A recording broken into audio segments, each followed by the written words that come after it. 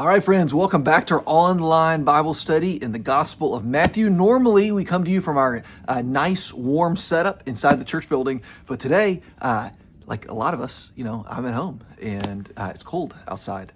This is kind of a throwback for those of you that have been a part of this Bible study for a really, really long time. We started these daily videos in 2020. One of my favorite memories early on was less than a year in. We had that real cold snap in 2021. At the time, I was recording from the garage. And during that real cold spell, it recorded outside a couple of times. And it just kind of reminds me of that. And it reminds me of why we do these videos. We do these videos, and it takes a lot. Not just those of us that you see, but the people that edit them and get them online and all of those things. And we do it because we really believe that daily Bible reading matters, that it changes things for us. It kind of goes with the theme for today, that daily Bible reading, it yields good fruit in our lives. So with that said, let's look at what we're reading today. We're at the end of chapter 7 of Matthew, which is the end of the Sermon on the Mount. As we'll see, Matthew's account of Jesus' life, it goes back and forth between kind of long spells of teaching and then long spells of accounts of things that Jesus did. This wraps up the first long spell of teachings of Jesus. Today, there are three three sections within our reading. One is about how to discern if someone's telling the truth. It talks about discerning false prophets. It's pretty important because a prophet is someone who hears from and speaks for God.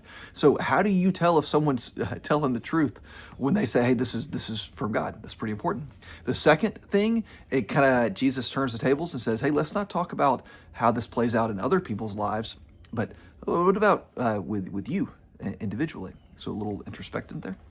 And then the last one is a parable that really ties up the whole Sermon on the Mount. Very, very important for us to get our eyes on. There's a key in there. How do you tell, to that first section, how do you tell if someone is a true or a false prophet? It says, look, here's the deal. Some people are like wolves in sheep's clothing. Well, don't go over that too quickly. If it's a well-disguised wolf and it looks like a sheep, how do you tell the difference? You can't tell the difference in someone who's telling the truth and someone who's lying just by looking at them. Jesus gives a great image for us to really reflect on. I'll show you something over here. I have this vine right here that's growing in our yard, and right now it's hard to tell what it is because most of the leaves are dead on it.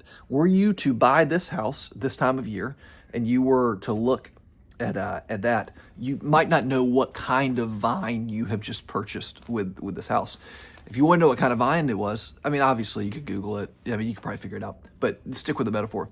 How would you find out what kind of vine that really is? You'd wait until what? You'd wait until spring, and you would see what kind of fruit it produces. And you would find out that vine is a honeysuckle vine because it would produce honeysuckles.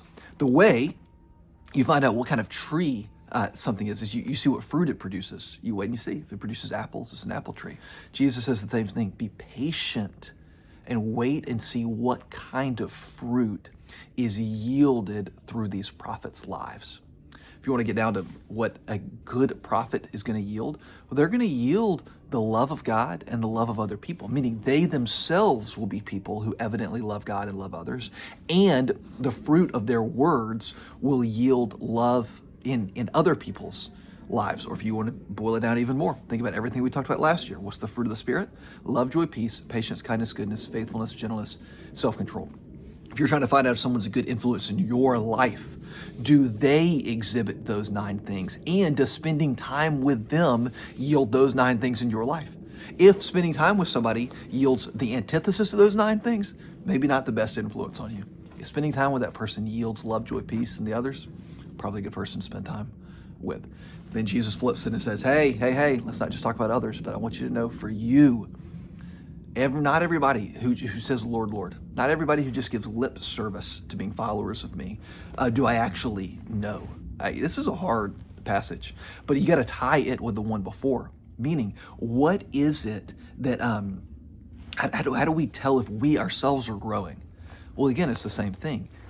We yield good fruit. It's not just about what we say.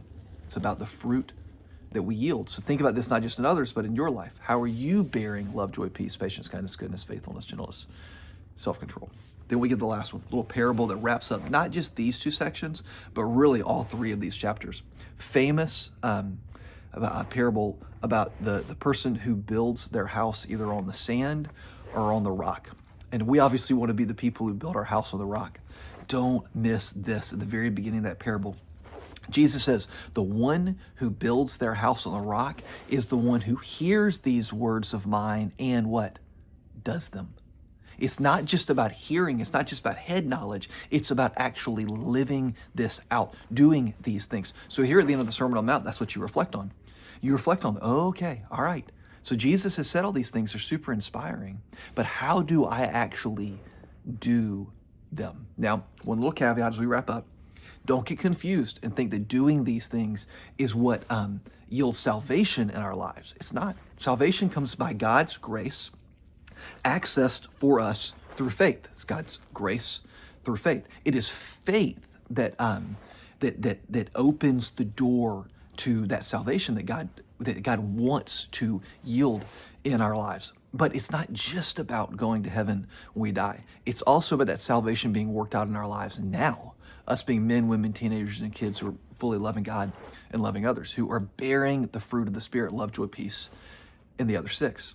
That comes by not just giving lip service to Jesus, but by actually living the way that he teaches us to live. So today is a good day for us to think and do a little bit of an inventory in our lives. Am I hanging out with folks, investing in relationships that exhibit the fruit of the Spirit and that yield the fruit of the Spirit in me? And then, just as importantly, to think, how am I yielding those 9 things? And if you realize, I'm not really yielding patience, then it's not to be guilt-ridden by that, but instead it's to take time to reflect, time in prayer, and to say, okay, God, what would you have me do? What would you have me know that you might yield more patience in my life? It's asking him to do that work, hearing from him how he wants to do that work, and then actually cooperating, doing it.